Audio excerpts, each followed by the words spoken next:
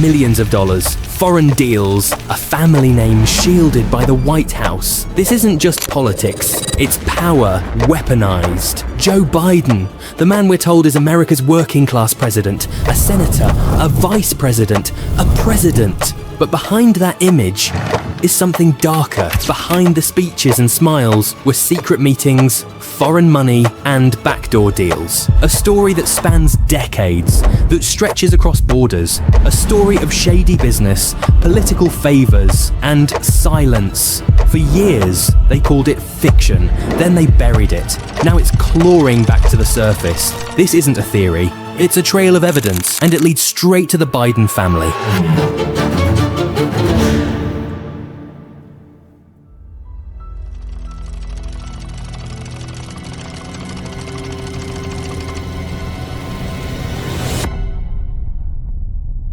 It began in 1972.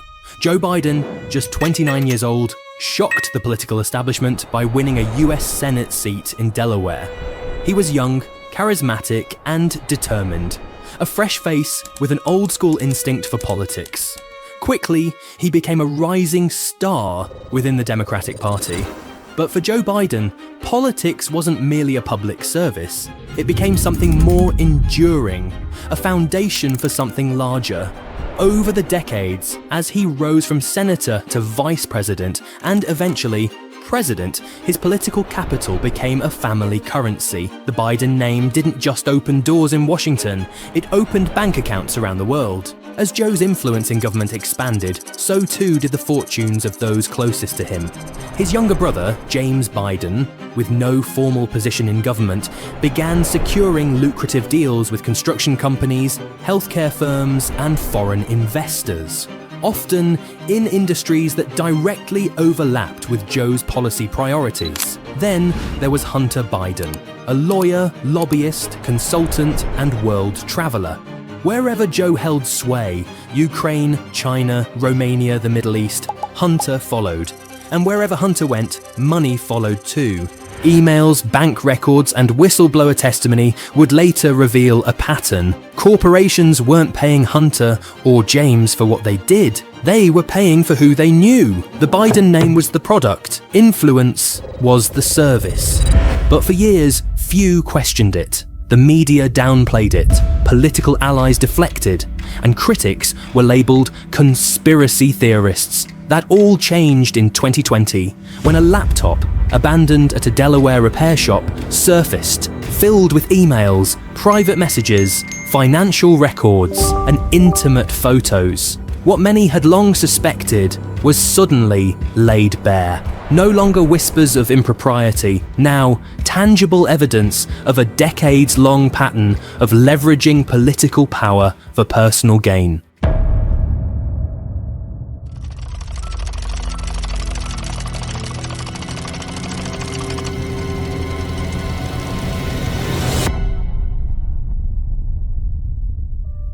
April 2019.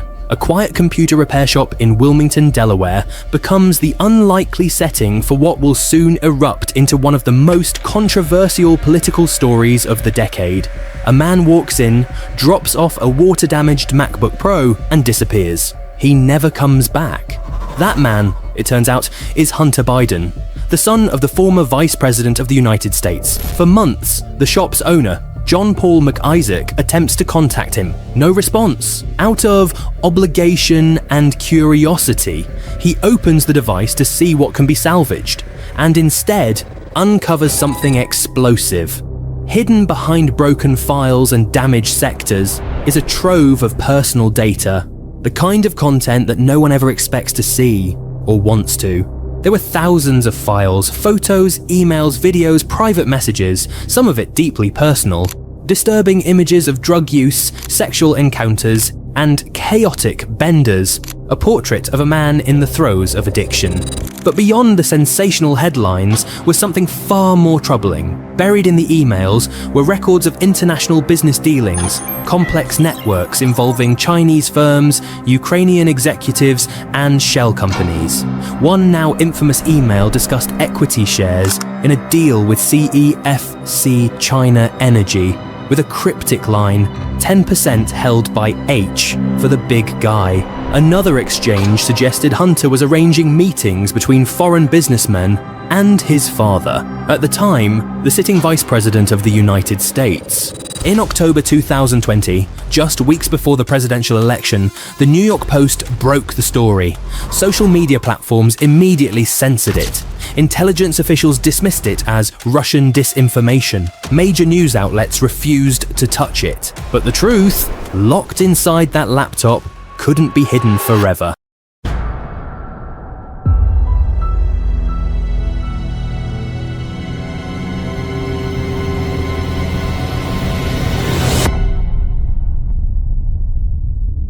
The laptop wasn't just a scandal, it was a map, and what it revealed was international. Hidden within the files was evidence that Hunter Biden's business ventures were not isolated mistakes, but pieces of a carefully repeated pattern that followed Joe Biden's political footprint across the globe. It started with Ukraine.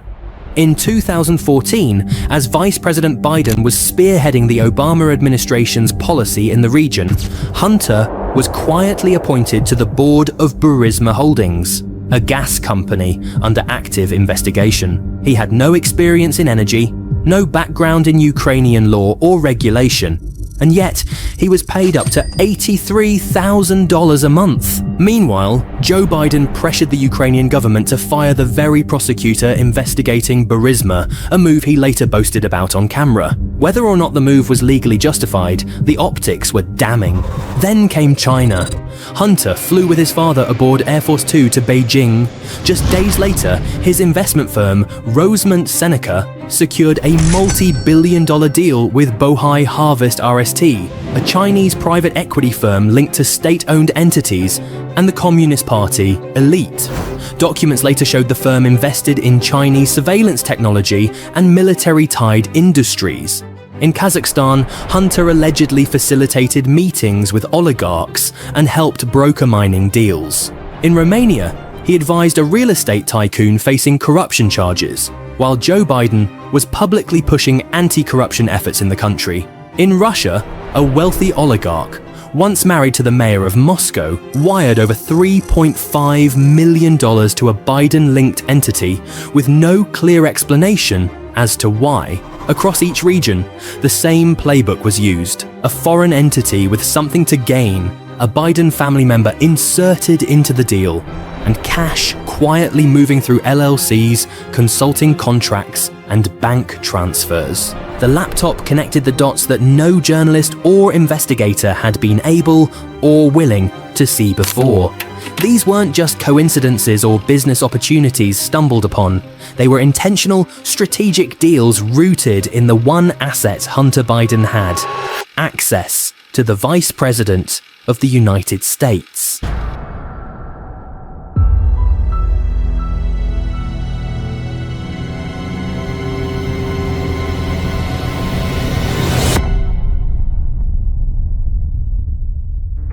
When the story broke, almost no one heard it. On October 14th, 2020, the New York Post, one of the oldest newspapers in America, published a bombshell report, emails from a laptop allegedly belonging to Hunter Biden, detailing foreign business dealings and potential involvement from then-candidate Joe Biden.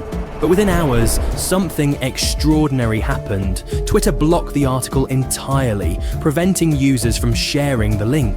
The post itself was locked out of its account for weeks. Facebook, meanwhile, immediately moved to limit distribution, suppressing the story's reach under the pretext of a fact check that never materialized. The public wasn't just being nudged away from the information, they were being actively shielded from it. The story was too explosive, too close to the election, and too dangerous to the preferred narrative. Major media outlets followed suit. CNN, MSNBC, The New York Times, and others either ignored the story outright or dismissed it as Russian disinformation. Talking heads repeated the same lines, that it was unverified, possibly fake, and not worth investigating. Behind the scenes, more disturbing forces were at play. In 2022, Mark Zuckerberg revealed during an interview with Joe Rogan that the FBI had approached Facebook ahead of the story's release. they warned the company to be on high alert for potential foreign interference. While the FBI never explicitly told them to censor the Hunter Biden story, the effect was the same. Algorithms were tweaked, reach was throttled, and the story quietly disappeared from the feeds of millions of Americans just as they were preparing to vote. The platform didn't make a judgment on the content itself. They simply buried it. And to seal the lid on the story, 50 former US intelligence officials signed an open letter just days later, claiming the laptop had all the hallmarks of Russian disinformation. Their statement contained no proof, no classified findings, just the weight of their titles. The media latched onto it, and the narrative was solidified. This was fake news, but the laptop was real. The emails were real, the deals were real, and even though many outlets would quietly verify the authenticity of the files in the months that followed, the damage had already been done. What the public witnessed was not just censorship, it was a coordinated suppression of truth, aided by tech giants, former government officials, and media institutions, all to protect a candidate and to control an election's narrative.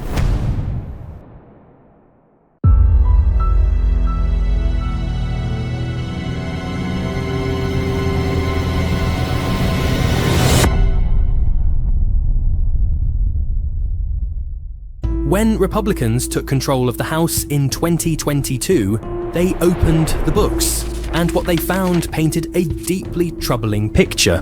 The investigation revealed a tangled web of more than 20 shell companies tied to members of the Biden family, with over $10 million in payments traced back to foreign sources. These weren't just payments to Hunter. Bank records showed money flowing to James Biden, Hallie Biden, and even grandchildren, individuals with no discernible ties to international consulting or policy work. The money came from countries like China, Romania, and Ukraine, funneled through a maze of limited liability corporations designed to obscure the trail. Lawmakers and investigators repeatedly asked the same question: what service was being provided? And each time there was no clear answer, no deliverables, no contracts, no legitimate business operations, just payouts for access. The investigation's findings were reinforced by shocking testimony from IRS whistleblowers who detailed direct political interference in the Hunter Biden probe. According to sworn statements, agents were blocked from executing search warrants, denied access to critical documents, and told to stand down when inquiries got too close to Joe Biden himself. Subpoenas were delayed, witness interviews were shut down.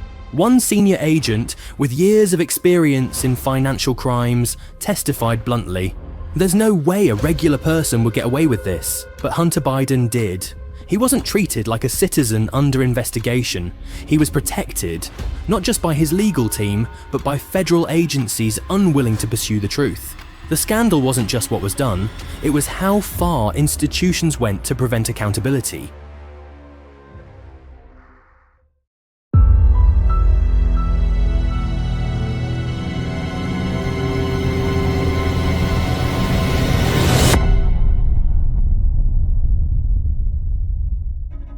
In 2020, Tony Bobulinski, a decorated Navy veteran and former business associate of Hunter Biden, came forward with first-hand knowledge and damning evidence. He confirmed that the big guy referenced in Hunter's emails was none other than Joe Biden. Bobulinski provided emails, text messages, and corporate records detailing a planned business venture with a Chinese energy firm linked to the CCP. He claimed, under oath, that Joe Biden was not only aware of the deal, but met with him personally to discuss it. This directly contradicted Biden's repeated public statements that he never discussed business with his son. Despite the seriousness of the allegations, mainstream media outlets largely ignored Bobulinski, and his interviews were quietly suppressed by tech platforms. But his documents, timeline, and testimony have held up under scrutiny. No one has refuted the authenticity of the communications, yet the official narrative remained unchanged. Joe Biden denied involvement, but the paper trail told a different story. The laptop is real, the deals were real, The cover-up was real. The tech companies who buried the story now admit they did so under pressure from the federal government. The intelligence officials signed a letter filled with lies. The media refused to look at the evidence. And in the end, the system protected itself. In his final days in office, after repeatedly stating he would not do it, President Joe Biden signed a series of sweeping pardons. Among them, his brother James, his son Hunter, and his associates. A blanket pardon for his entire family, shielding them from any future federal prosecution tied to influence peddling, corruption, or international bribery. No hearings, no confessions, no accountability.